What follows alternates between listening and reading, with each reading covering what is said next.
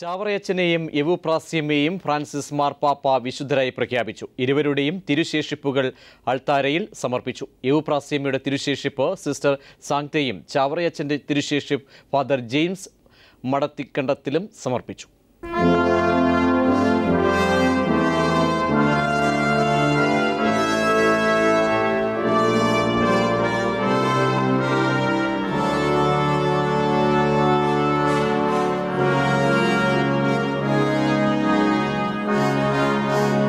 Indian സമയം ഉച്ചകഴിഞ്ഞ് 2:30 വത്തിക്കാനിലെ saint Peter's ചത്വരത്തിൽ നടന്ന ദിവ്യബലിയിലാണ് ചാവറ കുര്യാക്കോസ് ഏലിയാസച്ചനെയും യവുപ്രാസ്യമ്മയെയും ഫ്രാൻസിസ് രണ്ടാമൻ മാർപ്പാപ്പ വിശുദ്ധരുടെ ഗണത്തിലേക്ക് ഉയർത്തിയത്. ഇന്ത്യയിൽ നിന്ന് ആദ്യമായി ഒരേ സമയം 2 പേർ വിശുദ്ധ പദവിയിൽ. വിശുദ്ധരായി പ്രഖ്യാപിച്ച 6 പേരുടെയും തിരുശേഷിപ്പുകൾ അൾത്താരയിൽ പ്രതിഷ്ഠിച്ചു. ചാവറയച്ചന്റെ തിരുശേഷിപ്പ് ഫാദർ ജെയിംസ് മഠത്തിക്കണ്ടത്തിലും യവുപ്രാസ്യമ്മയുടേത് സിസ്റ്റർ സാങ്തയുമാണ് സമർപ്പിച്ചത്. ചടങ്ങിൽ വത്തിക്കാൻ കാര്യാലയം അധ്യക്ഷൻ കർദിനാൾ ആഞ്ചല അമാത്തോ, പോസ്റ്റുലേറ്ററായ reverend doctor Cheriyan Thundiparambil CMI, വിശുദ്ധരായി പ്രഖ്യാപിക്കപ്പെടുന്ന മറ്റ് 4 പേരുടെയും പോസ്റ്റുലേറ്റർമാർ, കർദിനാൾമാർ, ബിഷപ്പുമാർ എന്നിവർ ബലിവേദിയിലേക്കുള്ള പ്രദക്ഷിണത്തിൽ മാർപ്പാപ്പയെ അനുഗമിച്ചു. അതിനുശേഷം വത്തിക്കാൻ ഗായക സംഘവും മലയാള ഗായക സംഘവും ഗാനങ്ങൾ ആലപിച്ചു.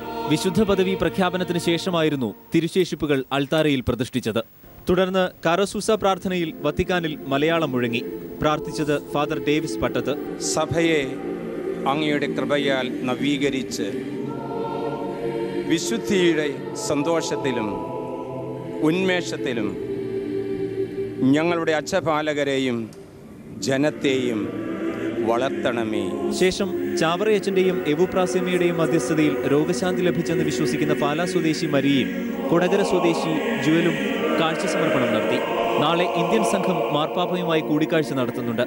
കർദിനാൾ ആലഞ്ചേരിയുടെ നേതൃത്വത്തിൽ നാളെ സെന്റ് പീറ്റേഴ്സ് ബസിലിക്കയിൽ കുർബാനയും അർപ്പിക്കുന്നുണ്ട്.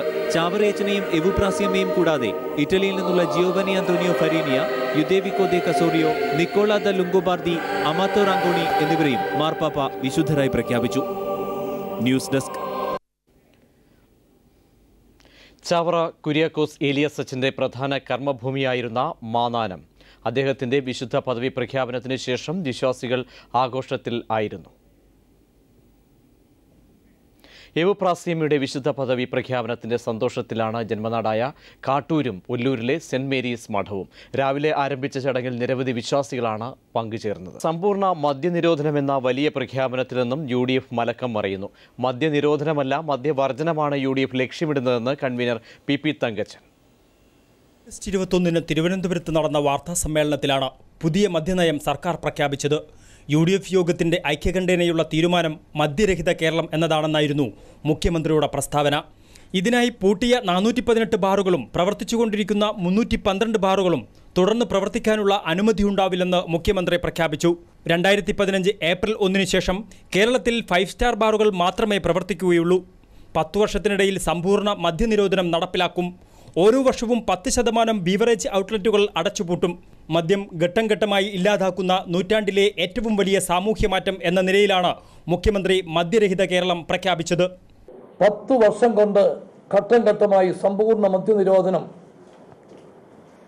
കേരളത്തിൽ നടപ്പിലാക്കുക എന്നതാണ് ഇതിൻ്റെ ലക്ഷ്യം.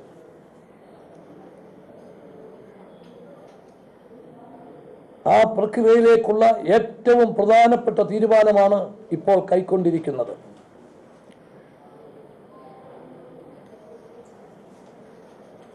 സമ്പൂർണ്ണ മദ്യനിരോധനത്തെ ഉൾക്കൊള്ളാൻ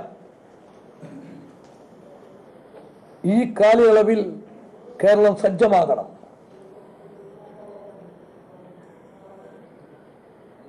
ജനങ്ങളുടെ പൂർണ്ണ പിന്തുണ ഇക്കാര്യത്തിൽ ഉണ്ടാകേണ്ടിയിരിക്കുന്നു.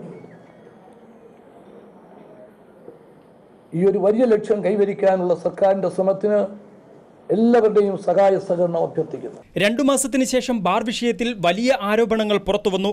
ഇതിനുശേഷം കഴിഞ്ഞ ദിവസം കൊച്ചിയിൽ നടന്ന UDF യോഗത്തിന് ശേഷമാണ് നിലപാട് മാറ്റം PP തങ്കച്ചൻ അറിയിച്ചത്. മദ്യ നിരോധനമല്ല, മദ്യവർജനമാണ് UDFന്റെ നയം. അത് ഘട്ടഘട്ടങ്ങളിലായി നടപ്പിലാക്കും. ഇതേവരെ കൈക്കൊണ്ട തീരുമാനങ്ങളിൽ നിന്ന് ഒരു കാരണവശാലും പുറകോട്ട് പോകുന്ന പ്രശ്നമില്ല. എടുത്ത തീരുമാനങ്ങളുമായി മുമ്പോട്ട് പോകാൻ തന്നെയാണ് UDF ഗവൺമെൻറ്റിന് കൊടുത്തിട്ടുള്ള നിർദ്ദേശം.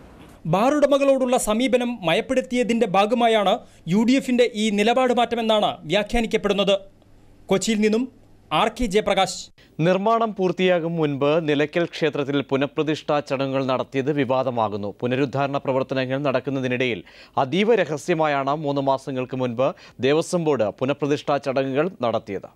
പുറം ലോകം അറിയാതെ ധൃതി പിടിച്ച് പുനഃപ്രതിഷ്ഠ നടത്തിയതിൽ ദുരൂഹതയുണ്ടെന്ന വാദവും ശക്തമാണ്. ഒരു പത്രക്കുറിപ്പ് പോലും പുറത്തിറക്കാതെയാണ് കഴിഞ്ഞ ജൂലൈ 9 ദേവസ്വം ബോർഡിന്റെ കീഴിലുള്ള നിലയ്ക്കൽ മഹാദേവ ക്ഷേത്രത്തിൽ പുനഃപ്രതിഷ്ഠാ ചടങ്ങുകൾ നടന്നത്. ക്ഷേത്രത്തിൽ പുനരുദ്ധാരണ നിർമ്മാണ പ്രവർത്തനങ്ങൾ നടക്കുന്നതിനിടയിലാണ് രഹസ്യമായി ധൃതി പിടിച്ച് ദേവസ്വം ബോർഡ് പുനഃപ്രതിഷ്ഠ നടത്തിയത്. മാത്രമല്ല 3 മാസങ്ങൾ പിന്നിട്ടിട്ടും ഇതുവരെ ദേവസ്വം ബോർഡ് പുനഃപ്രതിഷ്ഠയെക്കുറിച്ച് പുറം ലോകത്തെ അറിയിച്ചിട്ടുമില്ല.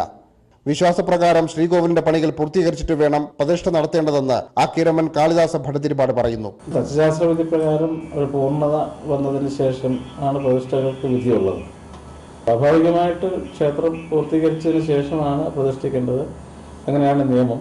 ആചാരപ്രകാരം ഉത്തരായനത്തിലാണ് പുനഃപ്രതിഷ്ഠ നടക്കേണ്ടതെന്നും കർക്കിടകം മുതൽ ദക്ഷിണായനം തുടങ്ങുമെന്നതിനാലാണ് മിഥുനം 25-ന് പുനഃപ്രതിഷ്ഠ നടത്തിയതെന്നാണ് ബോർഡിന്റെ വിശദീകരണം. അങ്ങനെയെങ്കിൽ ഇത്രത്തോളം രഹസ്യ സ്വഭാവം കാത്തുസൂക്ഷിച്ചത് എന്തിന് എന്നതിനു കൂടി ദേവസ്വം അധികൃതർ വിശദീകരണം നൽകേണ്ടി വരും. ശബരിമല തീർത്ഥാടന കാലത്തും അല്ലാതെയും ലക്ഷക്കണക്കിന് തീർത്ഥാടകർ എത്തിച്ചേരുന്ന നിലയ്ക്കൽ ക്ഷേത്രത്തിലെ പുനഃപ്രതിഷ്ഠയും മറ്റു വിശേഷങ്ങളും പൊതുസമൂഹത്തെ അറിയിക്കേണ്ട ബാധ്യത ദേവസ്വം ബോർഡിനുണ്ട്.